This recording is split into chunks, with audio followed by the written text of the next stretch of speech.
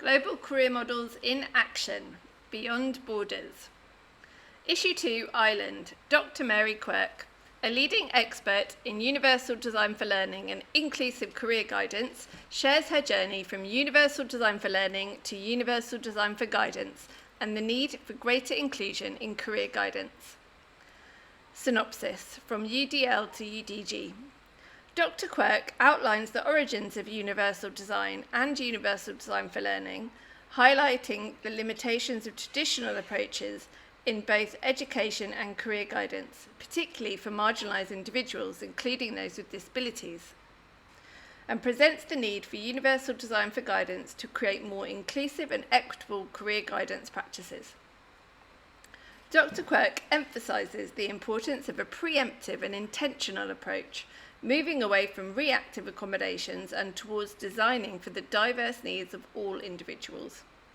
Dr. Quirke stresses the power of career guidance in bridging the gap between learning and meaningful work and calls for a deeper reflection on the theories and practices that underpin career guidance counselling. Universal design to universal design for learning. Universal design for learning, UDL, emerged from the concept of universal design for architects coined by Richard Mace. This architectural concept was applied to the learning environment by Richard Rose and CAST, Centre for Applied Science Special Technology.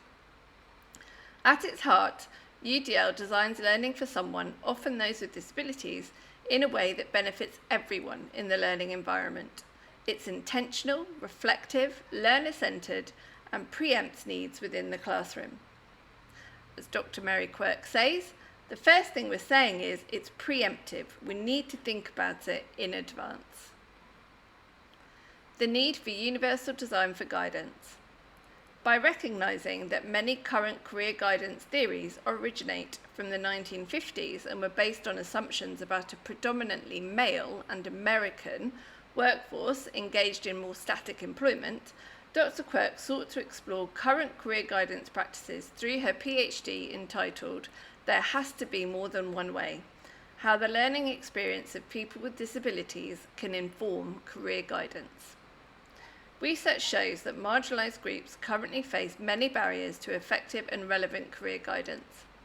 Dr. Quirke aims to bridge the gap between education and employment for all, combining her experience as both a careers guidance counsellor and a leading expert in universal design for learning.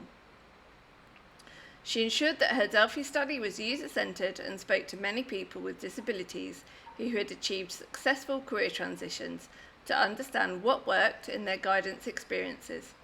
Dr. Quirke believes that there is power in career guidance and that even if learning environments are inclusive, traditionally marginalised individuals still need to know where to go to find out what they're going to do with their education. This guidance needs to be just as inclusive as the educational environment itself. As Dr. Mary Quirke states, career guidance can be ableist or even racist in its application. Practical considerations. Making sure marginalised groups get the same time with qualified higher education and careers practitioners, e.g. students with high absenteeism rates. Ensuring practitioners don't make limiting assumptions about the capability and potential of clients with disabilities, such as being a deaf film director. Understanding how perceived limits in the workplace can be overcome with simple, effective accommodations, such as closed captions, agendas in advance, and regular inclusion meetings. Helping those in marginalised groups identify their deal breakers in a workplace, such as not being the only disabled employee or confirming the workplace has regular ableism training. Designing career guidance practices that are truly reflective of who they are being designed for, such as a career action plan being a video, a poster, or a written document, whatever format that results in meaningful client engagement and follow-through. Understand what success looks like. As Dr. Quirke points out, this might be getting the offer but not taking it up. It was enough for her client to know she could have. As Dr. Mary states, by adopting a universal design approach to guidance, marginalised and disenfranchised individuals will come and work with you, improving your bottom line. Key takeaways. As a career development practitioner, what strikes me most is that Universal Design for Guidance encourages a preemptive approach in career guidance practice, meaning we all need to prepare for working with people with diverse needs rather than being reactionary. Being inclusive can be as quick, cheap and easy as adding an additional question before any client meetup or any planned event, such as, how can I make this session event more inclusive for you? Inclusion doesn't need to mean expensive. Universal Design for Guidance is a call for all of us to take a deeper look at the resources we use in career guidance, including psychometrics and how they translate for individuals with different communication needs or lived experiences.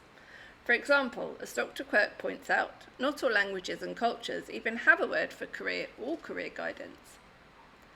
Successfully implementing Universal Design for Guidance means that we can be at the heart of creating more meaningful experiences for the individual, more engagement in the workforce, and as a result, stronger global economies that embrace diversity in the workplace.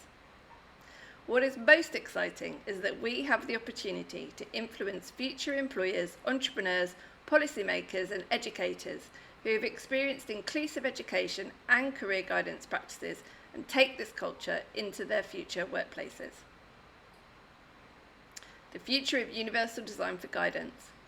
Dr. Quirke hopes that the need for UDG will open up more conversations and encourage greater engagement in guidance relationships from a wider range of individuals.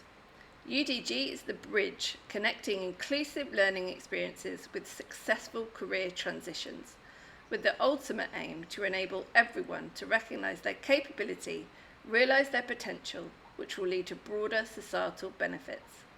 But as Dr. Quirke states, the inclusion process is never done. This is a call to everyone to reflect on how you can be more inclusive today.